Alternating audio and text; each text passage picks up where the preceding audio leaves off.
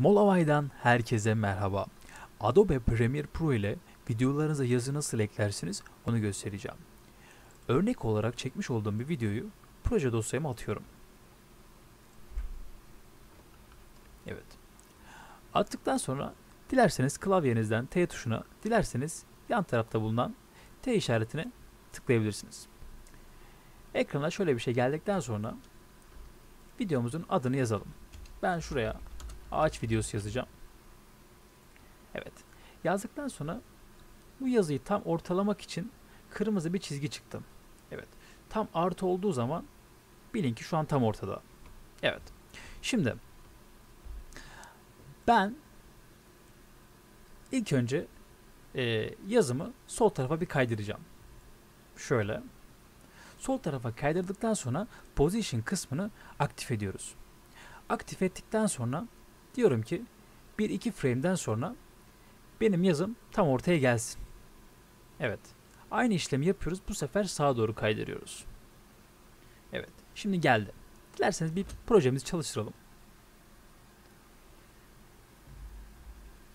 Evet. Görmüş olduğunuz gibi yazımız geldi. Şimdi ben diyorum ki yazı aşağı doğru insin ve kaybolsun. Şimdi burada da aynı şekilde fazla boşluk olmaması şartıyla geliyorsunuz. Şu yan taraftaki 540 yazan yerin üzerine tıklayıp aşağı doğru kaydırıyorsunuz. Hemen bir çalıştıralım. Evet. Tekrar gösteriyorum. Şimdi aşağı doğru inerken eğimli iniyor. Fark ettiniz mi? Evet. Şimdi bunun önüne geçmek için de şu ortadaki kısmı copy deyip sağ klik yapıp paste diyoruz. Yapıştırıyoruz yani. Şimdi bir daha çalıştıralım. Evet. Bakalım. Evet, gördüğünüz gibi düzeldi. Şimdi farklı bir şey daha göstereceğim size.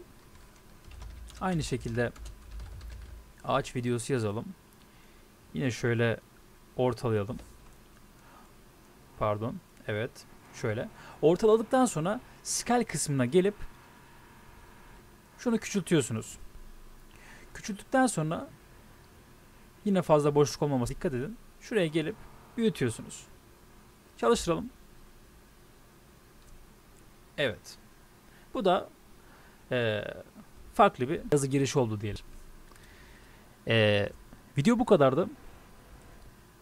Umarım beğenirsiniz. Hoşça kalın.